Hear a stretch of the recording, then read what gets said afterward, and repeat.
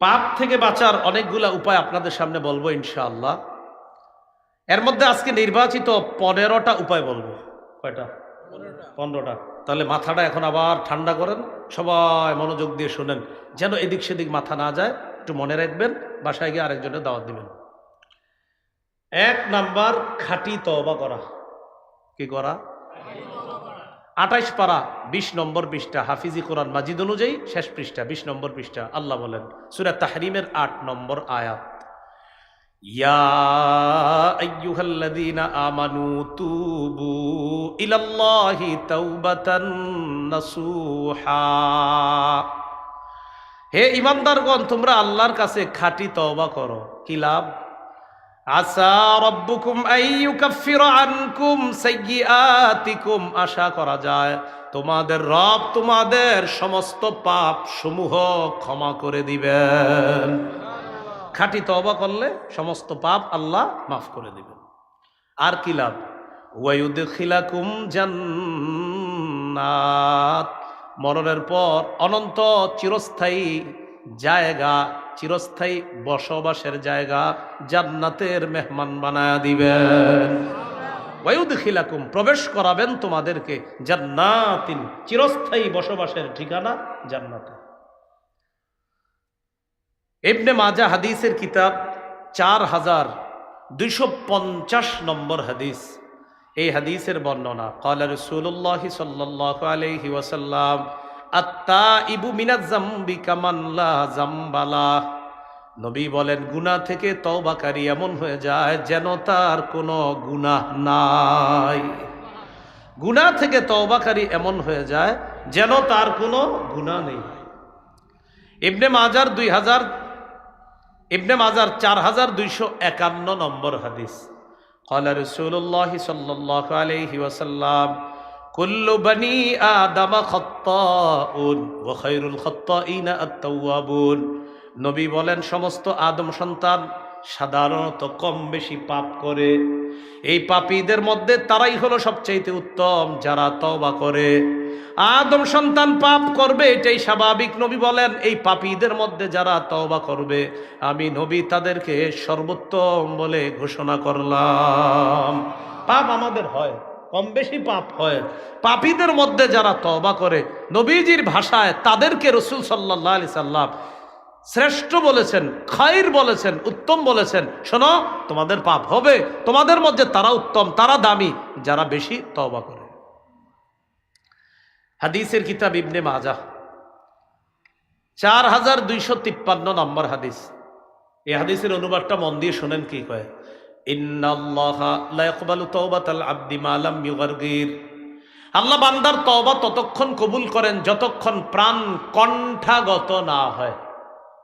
প্রাণটা কণ্ঠাগত না হয়, এই যে বের হবে হবে হয়ে যাচ্ছে, হবে এখন, ততক্ষণ পর্যন্ত তার তওবা কবুল করেন। এখন আপনারা এক কাজ করবেন, এই অপেক্ষা বসে থাকবেন, হুজুর তাহলে প্রাণ যখন এখানে আসবে তখন তওবা করুন, কারণ আপনারা তো জানেন কবে এটা আসবে।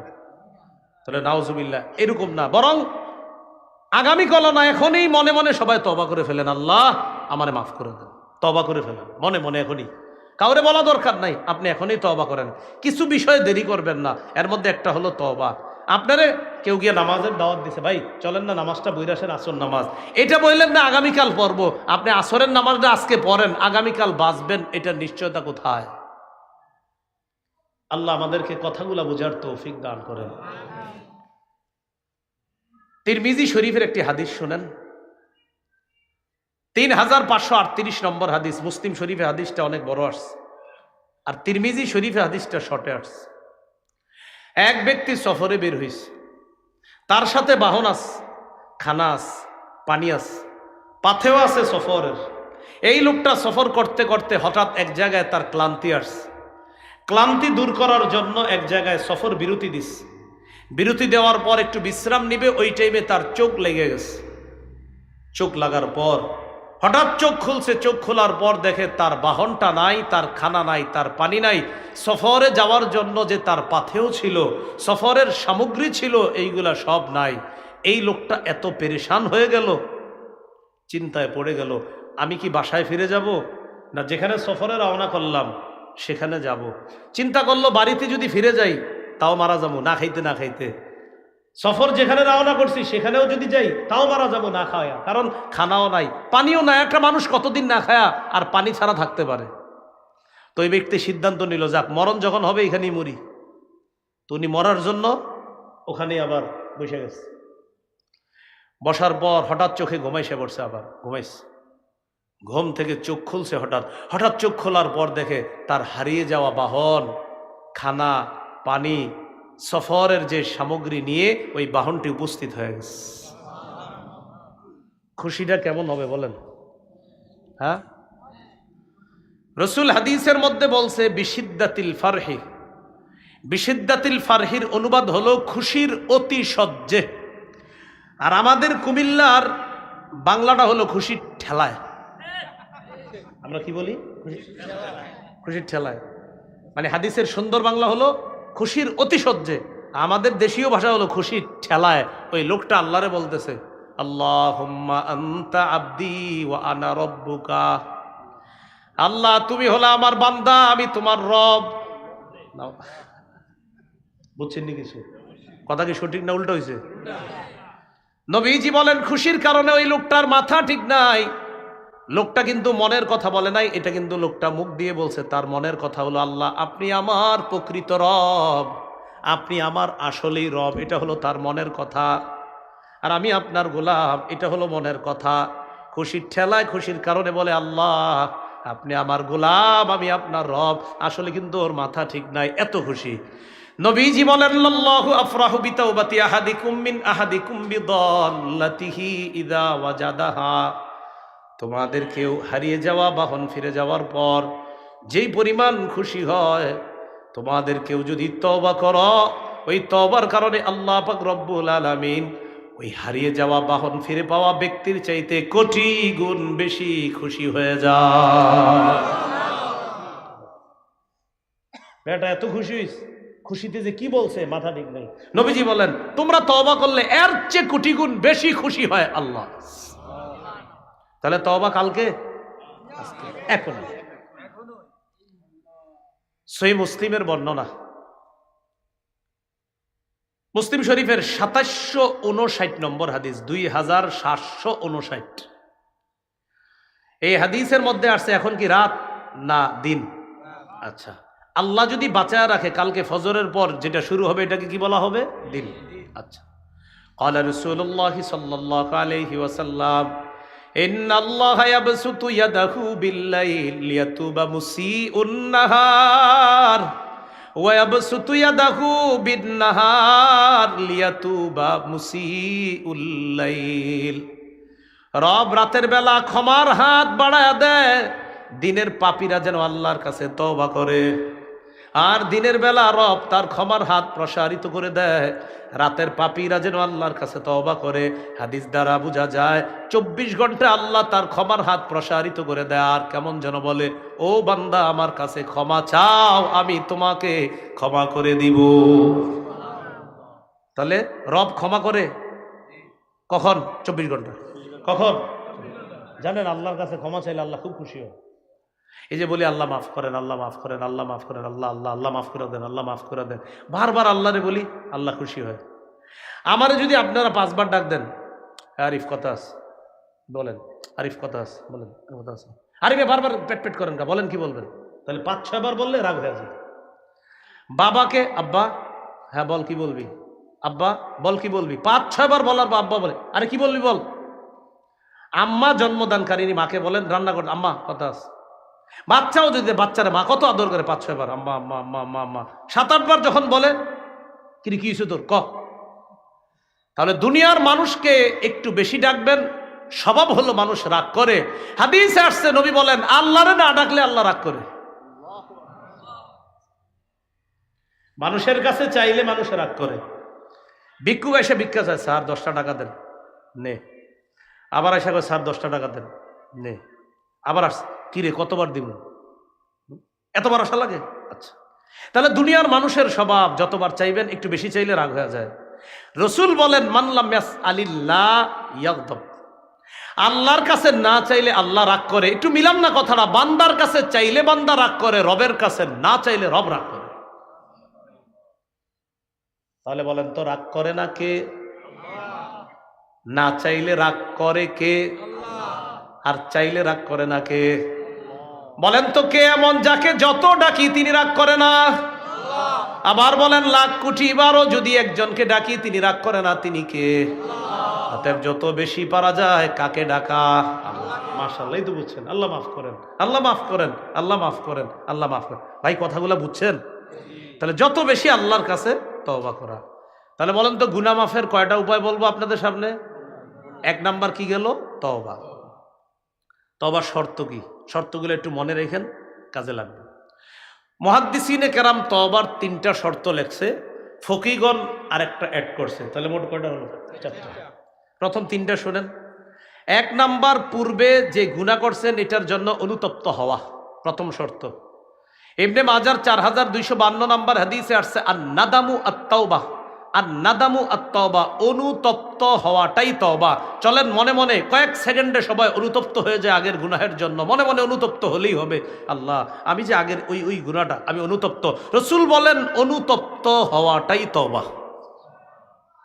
তাহলে আগের গুনার জন্য অনুতপ্ত হওয়া। 2, আগের গুনাহটা ছেড়ে দিলাম আজকে থেকে। যান আম্মা, আপনি তো এত রাগ করেন, এই গুনাহ আমি বারবার করি, আম্মা ঠিক আছে আপনারা সাক্ষী রাখলাম ইনশাল্লাহ আর করবো না, কথার কথা। এরকম আমরা বলি অনেক সময়। তাহলে 1 নাম্বার অনুতপ্ত হওয়া, 2 নাম্বার ছেড়ে দিলাম। মানুষকে বলা দরকার নাই, রবকে বলবেন আল্লাহ আপনি গুনাহ করলে এরকম অনেক পানিশমেন্টের কথা আছে, আল্লাহ ঠিক আছে আজকে থেকে ছেড়ে দিলাম, আল্লাহরে বললেন। 3 নাম্বার, রব আমি অঙ্গীকার করতেছি ভবিষ্যতে গুনাহটা আর করবো না। তাহলে 3টা। রব আগের গুনাহের জন্য আমি অনুতপ্ত হলাম। 2, রব আমি আগের গুনাহ ছেড়ে দিলাম। 3, রব আমি অঙ্গীকার করতেছি ভবিষ্যতে গুনাহটা আর করবো না। কয়টি শর্ত? 3টি। অনুতপ্ত হওয়া, ছেড়ে দেওয়া, ভবিষ্যতে না করা। অনুতপ্ত হওয়া, গুনাহ ছেড়ে দেওয়া, ভবিষ্যতে না করা। ফকিগণ আরেকটা বলছে, চতুর্থ, সেটা হলো বান্দার হক মেরে থাকলে বান্দার কাছ থেকে ক্ষমা চেয়ে নেওয়া, কারণ এটা আল্লাহ মাফ করবে না। প্রথম 3টা হলো আল্লাহর হকের সাথে সম্পর্ক, শেষেরটা হলো বান্দার হকের সাথে। বান্দার হক নষ্ট করছেন, এটা আপনি যতই সেজদায় পড়ে থাকেন আল্লাহ মাফ করবে না, এটা বান্দার কাছ থেকে মাফ চেয়ে নিতে হবে। আল্লাহ আমাদের সকলকে আজকেই খাঁটি তওবা করে আমাদের জীবনটা নতুন ভাবে যেন আমরা আবার শুরু করতে পারি, আল্লাহ তৌফিক দান করেন। গুনাহ থেকে বিরত থাকার দ্বিতীয় উপায় একটু আমার সাথে বলেন, বলেন বেশি বেশি ইস্তেগফার পড়া। সবাই কিছুক্ষণ ইস্তেগফার পড়ি। আস্তাগফিরুল্লাহ, আস্তাগফিরুল্লাহ, আস্তাগফিরুল্লাহ। আল্লাহ বলেন ইস্তাগফিরু রাব্বাকুম ইন্নাহু কানা গাফফারা। ইস্তেগফার যত বেশি পড়বা আল্লাহ তাকে তত বেশি ক্ষমা করবে। ইউরসিলিস সামাআ আলাইকুম মিদরারা। ইস্তেগফার যত বেশি পড়বা আসমান থেকে মুষলধারে বৃষ্টি নে রহমত আল্লাহ নাজিল করবেন। যদিও আজকের এই এলাকাবাসী চাইছে হুজুর অন্তত বৃষ্টিটা আজকে না হোক,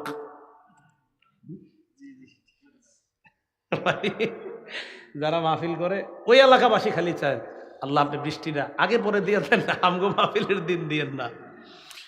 তো যাই হোক, ইস্তেগফার পড়লে 2 নাম্বার মুষলধারে বৃষ্টির ন্যায় রহমত আল্লাহ নাজিল করেন। 3 নাম্বার ওয়ায়ুমদিদকুম বিআমওয়াল। আল্লাহ বলেন যত বেশি ইস্তেগফার পাঠ করবা আমি তত বেশি সম্পদ দিয়ে সাহায্য করার ওয়াদা করলাম। 4 নাম্বার ওয়াবানিনা। সন্তান নাই, তন্ত্র মন্ত্রের কাছে না গিয়ে আমার কাছে ইস্তেগফার পাঠ করো। মাবুদ আমার সন্তান হয় না, এই জন্য আমিও ইস্তেগফার পাঠ করি, আমার বিবিও ইস্তেগফার পাঠ করে। আল্লাহ বলেন সন্তান দিয়ে সাহায্য করার ওয়াদা করলাম। সন্তান এরপরেও যদি সন্তান না হয় আপনাদের, ব্যাস বুঝবেন এটার মধ্যেই করলাম। জান্নাতে যদি যান স্বামী স্ত্রী সন্তান হয় নাই, আপনাদের জান্নাতে গিয়ে যদি মন চায় আমাদের সন্তান হবে, সেখানে সন্তান হবে। তিরমিজির বর্ণনা আসছে, নবীজি বলেন জান্নাতের মধ্যে ইজাস্তাহাল ওয়ালাদা, কোন ব্যক্তি যদি চায় বাবু আমার একটা সন্তান দরকার, কানা ওয়াদউহু, দেখেন কানা হামলুহু ওয়া ওয়াদউহু ওয়া সিন্নুহু ফি সাআতিন ওয়াহিদা, তার বিবি নগদ গর্ভবতী হবে, নগদ তার বিবির সন্তান হবে, নগদ তার বিবির ওই সন্তানটা বড় হয়ে যাবে। আসসালামু আলাইকুম, আব্বা কেমন আছেন? সাথে সাথে জান্নাতের আসসালামু আলাইকুম, এটা হাদিসে নাই, এটা আমি বললাম আর কি। সাথে সাথে তার বিবি গর্ভবতী হবে, সাথে সাথে সন্তান হবে, সাথে সাথে সন্তান বড় হয়ে যাবে। তিরমিজির বর্ণনা।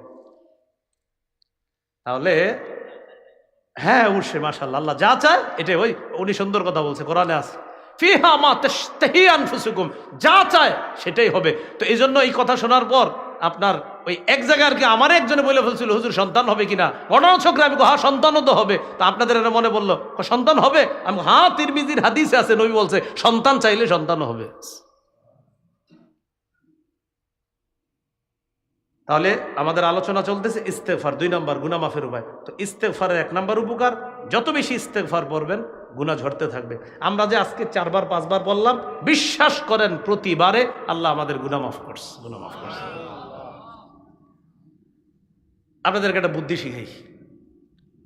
বাজারে গেছে তো রাত অনেক হয়ে গেছে, প্রায় 1টা বাজে গেছে কথার কথা, বা কোনো জায়গায় মাহফিলে গেছেন 1টা বাজে গেছে। ঘটনাচক্রে আপনি এমন এলাকায় যাবেন মাহফিল থেকে, যে এলাকার থেকে বেশি মানুষ মাহফিলে আসেনি, তো হঠাৎ দেখেন কি আপনি একা যাইতে হবে, 1.5 কিলো রাস্তা আছে এখনো আপনার বাড়ি পর্যন্ত, কোনো গাড়ি পাচ্ছেন না, অটো পাচ্ছেন না। এই মুহূর্তে কি করবেন বলেন তো? হাইটা যাবেন? বলেন পা ঝাড়ু দিয়ে, কি দিয়ে যেতে?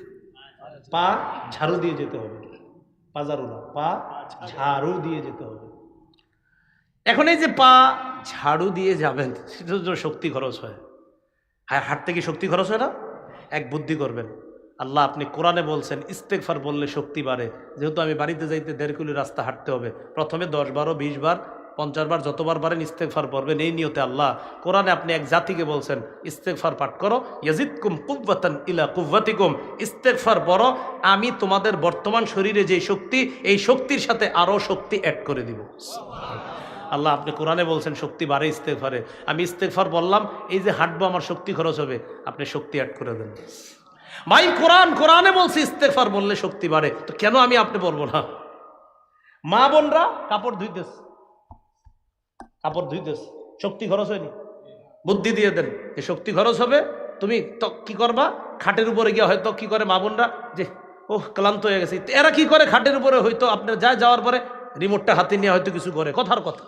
তা আপনি বলবেন না রিমোট হাতে নিও না, শক্তি খরচ হয়েছে, এবার খাটের উপরে বসছো, ফ্যান ছাড়ছো, আস্তে ধীরে কয়েকবার ইস্তেগফার পাঠ করো, যেই শক্তি খরচ হয়েছে এটার ঘাটতি আল্লাহ পূরণ করে দেবেন।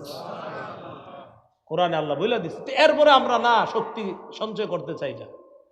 তাহলে ইস্তেগফারে গুনাহ মাফ হয়, ইস্তেগফারে সম্পদ বাড়ে, ইস্তেগফারে রহমতের বৃষ্টি আসে, ইস্তেগফারে শক্তি বাড়ে, ইস্তেগফারে আল্লাহ বলেন ওয়া জাআলনাকুম জান্নাত, ও কৃষকরা তোমরা কোথায়, বাগান দরকার, উদ্যান দরকার, আমের বাগান করবা, ফলের বাগান করবা, ইস্তেগফার পড়ো।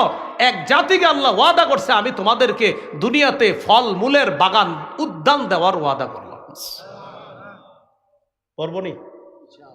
তাহলে একটু আবার মহব্বতের সাথে বলি, এবার যার যার নিয়ত আছে ওই নিয়তে পড়া শুরু করেন। আস্তাগফিরুল্লাহ, আস্তাগফিরুল্লাহ।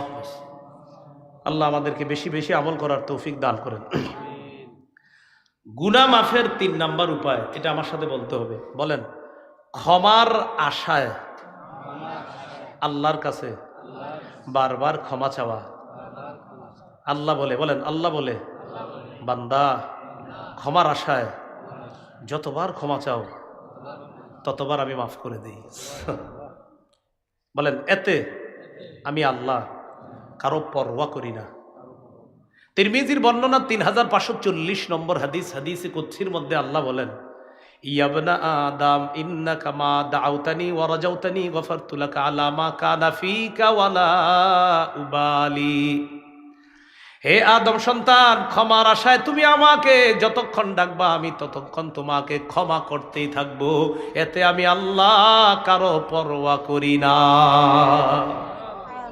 তাহলে কিসের আশায় আল্লাহকে আজকে থেকে ডাকবো?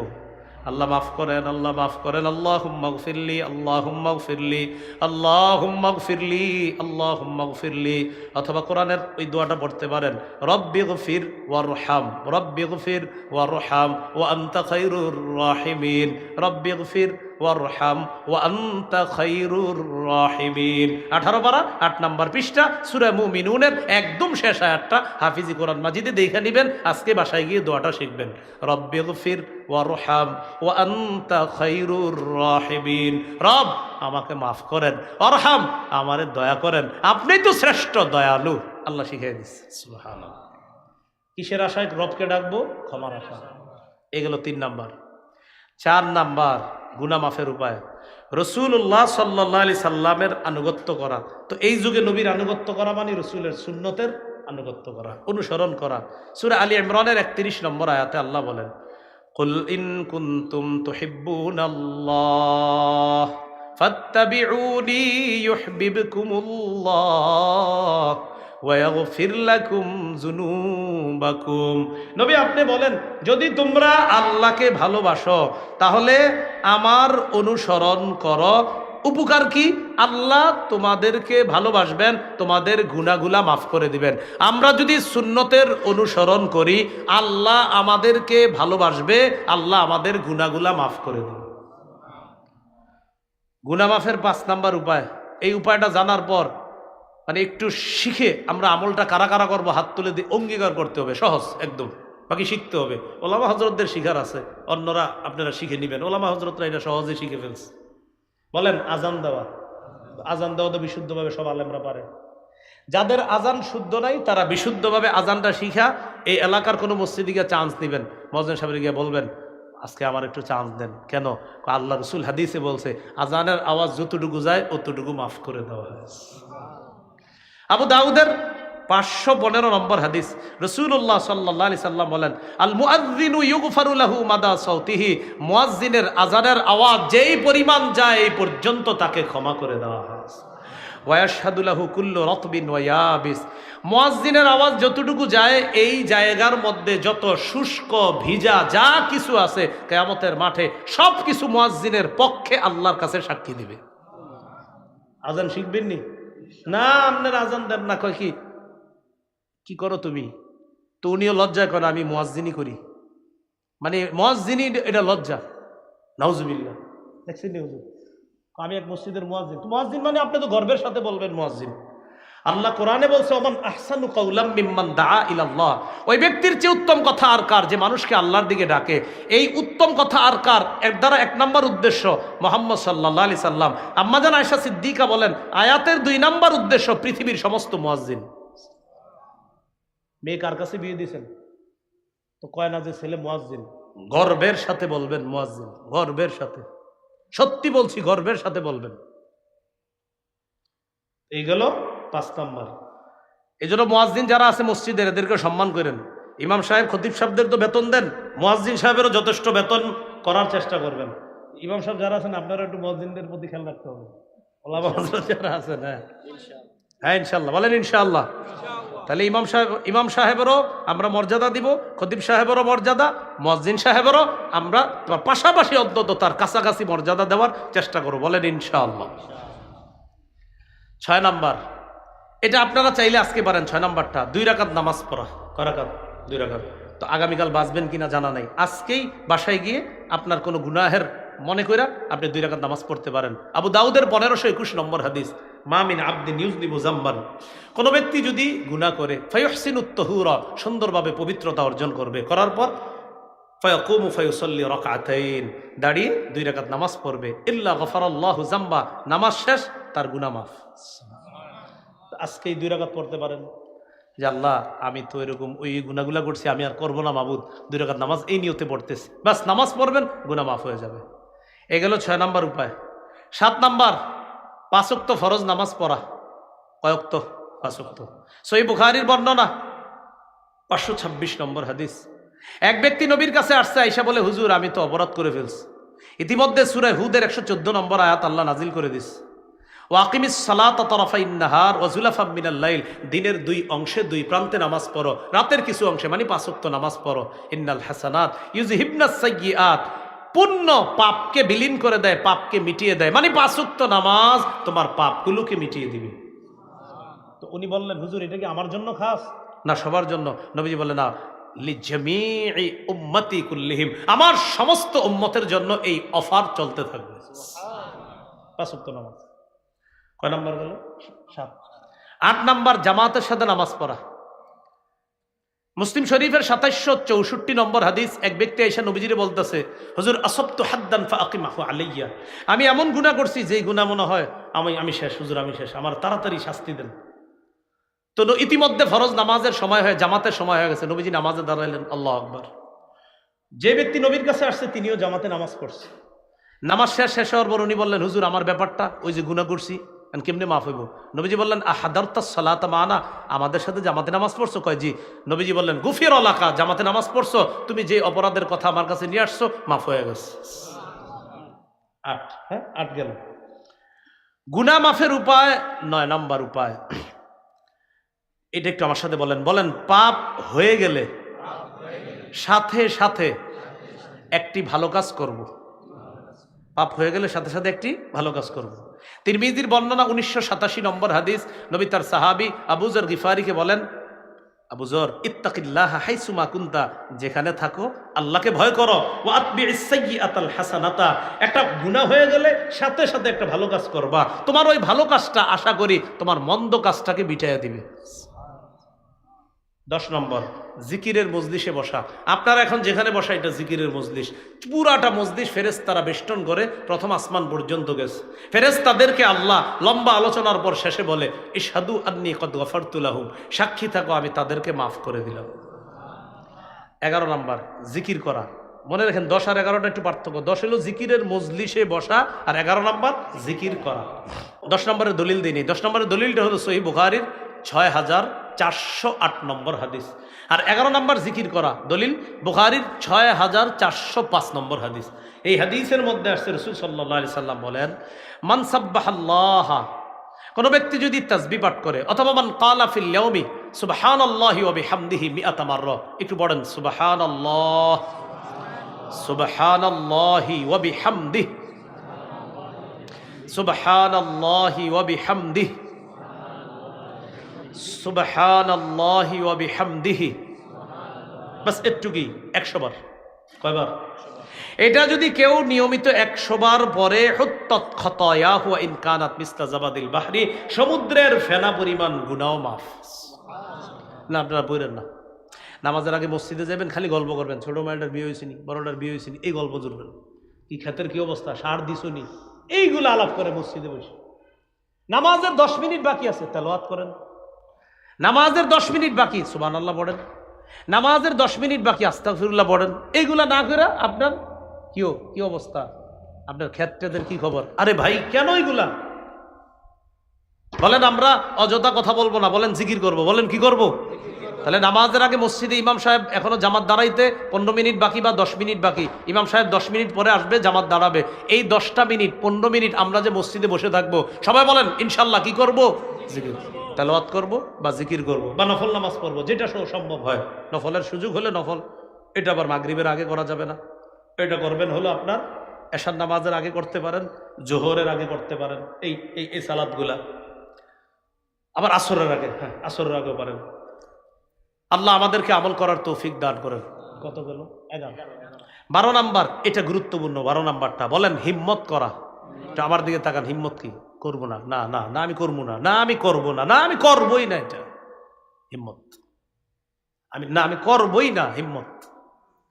হিম্মত কারে বলে? হুজুর একটু যাবেন, যেমন এই যে মাইক চালায় যারা, সাউন্ড বক্স, সাউন্ড বক্স, এরা হিম্মত করে যদি এরকম যে না আমরা এই বক্স কোনো গানের অনুষ্ঠানে ভাড়া দিব না, কথার কথা। যদি হিম্মত করে যে গানের অনুষ্ঠানে আমরা ভাড়া দিব না, আর এরকম হিম্মত করলে আমরা সবাই দোয়াও করবো আল্লাহ যেন হালাল ভাবে এই ব্যবসা দিয়ে তারা ধনী বানায় দেয়। কি আমরা দোয়া করবো না ইনশাল্লাহ? শর্ত, কোন গুনাহের অনুষ্ঠানে এগুলা কি দিবে না, ভাড়া দিবে না। কথার কথা যদি হিম্মত করে।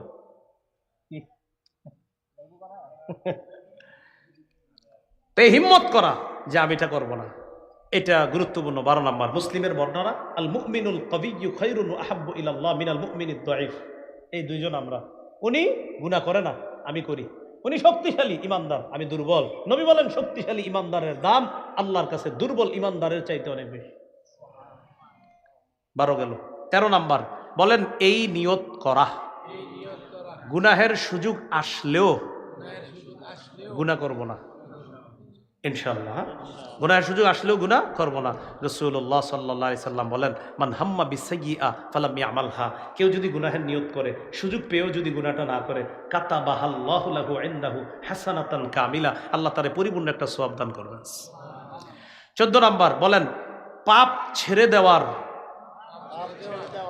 উপকারিতা জেনে পাপ ছেড়ে দেওয়া, মানে পাপ ছাড়লে এই উপকার এটা যাই না, পাপ ছেড়ে দেওয়া। যেমন সূরা নাজিআতের 39-40 নম্বর আয়াত, আপনার 30 নম্বর পারা 4 নম্বর পৃষ্ঠা শুরুতে আছে, আম্মা মান খাফা মাকামা রাব্বিহ ওয়া নাহান নাফসা আনিল হাওয়া ফাইন্নাল জান্নাতা হিয়াল মাওয়া।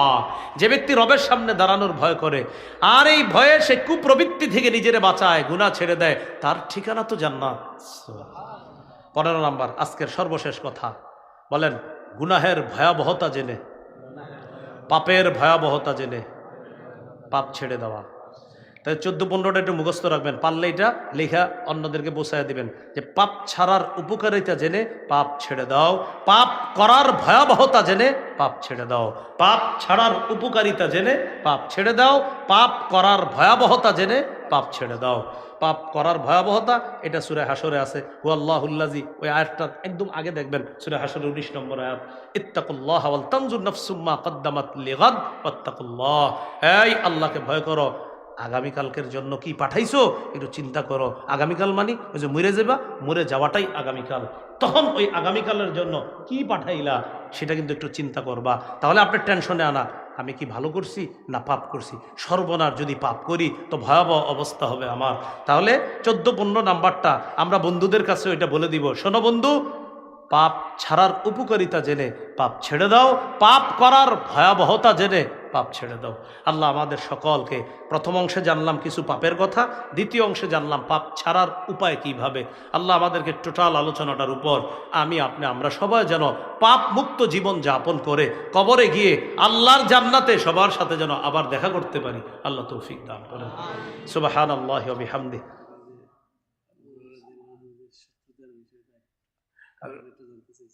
বলছে শত্রুতার বিষয়ে, কেন শত্রুতা করছে আর কি একজনে। তো প্রথম কথা হলো মাহফিলে কিছু জানতে চাইলে আমি জবাব দিই না, এটা হলো একটা নিয়ম। তো শত্রুতার বিষয় হলো ওই আবু হুরায়রা রাদিয়াল্লাহু তাআলা আনহু হাদিস বর্ণনা করেছেন বেশি, দুইজনকে বিশেষ করে লম্বা আলোচনা, শত্রুতার বিষয়টা দুইজনকে টার্গেট করছে। পুরুষদের মধ্যে সাহাবী আবু হুরায়রা, নারীদের মধ্যে আম্মা জান আয়েশা সিদ্দিকা। আপনি দুইটা করার কারণে আরও কথা এসে যাবে, তো এই জন্য হ্যাঁ না, এটা শোনানোর সুযোগ হবে না, সম্ভব হবে না। এটা শোনাইছি এক জায়গায় যে শত্রুতার কারণ কি, তো শত্রুতার কারণ আলোচনা করেছি 65 মিনিট। কয় মিনিট? এক জায়গায় আলোচনা হয়েছে 65 মিনিট, শত্রুতার কারণ এটা কি কারণ, লম্বা আলোচনা হয়েছে। আবু হুরায়রা রাদিয়াল্লাহু তাআলা রাসূলের সাথে ছিল। প্রথম প্রশ্ন আবু হুরায়রার উপরে যেটা সাইরা দেয় শত্রুতা, এত কম সময়ে এত হাদিস কি কেউ পারে? এই একটা মাত্র 3 বছর পাইছে নবীজিরে। এই যে এখন আসবে প্রশ্ন, আপনি যে বললেন খালি প্রশ্ন আসবে যে ওনার কি কি দোষ, নাউজুবিল্লাহ। তাদের একটা দোষ কয় মাত্র 3 বছর এত হাদিস, কত সাহাবী তো নবীজির সাথে 10 বছর ছিল, 12 বছর ছিল, কই তারা তো বলে নাই। এই শত্রুতা, এটা তো একটা আছে, এটা আলোচনায় আছে। তো মানে ওই আপনার শত্রুতার কারণগুলা তো 1 নাম্বার নিশানা বানায় যে এত কম সময় এত হাদিস কেন, এটা আর কি শত্রুতার যে প্রথম পয়েন্টটা। তাও আপনাদের সামনে বললাম, ওই যে বললাম মাত্র 3 বছর এত হাদিস, তো নবীজির সাথে তো 23 বছরও সাহাবায়ে কেরাম ছিলেন, তো তারা তো এতটা বলে না। এটা হলো শত্রুতার মূল কারণ। আর আমি কিন্তু বয়ানের মাঝকে এটার জবাবও দিয়ে দিছি, মনে আছে? সাহাবারাই জিজ্ঞাসা করছে ওই যুগে তুমি এত হাদিস পারো কেন, তিনি কিন্তু জবাব দিছে যে তোমরা কেউ মাঠে ঘাটে থাকতা, কেউ থাকতা বাজারে, কেউ অমুক জায়গায়, আমি সারাক্ষণ রসুলের সাথে লেগে থাকতাম। যাই হোক, আল্লাহ আমাদের সকলকে যে কথাগুলো জানলাম বললাম আমল করার তৌফিক দান করেন। এরপরেও আমার সংকলন করা মিম্বরের আমানতটা পড়বেন সবাই ইনশাআল্লাহ। হ্যাঁ, কোন কিতাব? মিম্বরের আমানত। মিম্বরের আমানত সিরিজটা সবাই সংগ্রহ করবেন, অনলাইন থেকে পারেন ওইভাবে। অনলাইনে অনেক সংস্থা ছাড়তেছে, মাশাআল্লাহ নিতেছে, প্রায় 50-60 হাজারের মানুষের হাতে হাতে এখন মিম্বরের আমানত। তো আপনারা যারা পারেন আপনারাও সংগ্রহ করে নেবেন মিম্বরের আমানত। কি নাম? মিম্বরের। আপাতত 4 খণ্ড মার্কেটে আছে, ইনশাল্লাহ আমি আশাবাদী 2-3 মাসের মধ্যে 5, 6, 7 এসে যাবে। আর রমজানের আগে আশাবাদী 8, 9 বা 10 এসে যাবে, আশাবাদী। লেখা রেডি, সম্পাদক সাহেব আপনার একটু ব্যস্ততা আছে, আমরা তার জন্য দোয়া করি দ্রুত কাজগুলো করে দেয়। তো আপাতত এই গাড়িতে আছে আপনার প্রথম থেকে 4 খণ্ড গাড়িতে আছে, ওরা নিয়ে এসেছে গাড়িতে। যারা গাড়ি থেকে সংগ্রহ করবেন এখান থেকে নিতে পারেন, যদি এখানে টাকা না থাকে আপনাদের কাছে অনলাইন থেকে সংগ্রহ করে নেবেন। আর গাড়ি থেকে নেওয়ার শর্ত হলো গাড়ির কাজ ভাঙা যাবে না, যেহেতু গাড়িটা আমার না, কাজ ভাঙলে জরিমানাটা আমার দিতে হবে। এই জন্য যে ভাঙবেন চুপি চুপি টাকাটা দিয়ে দিবেন।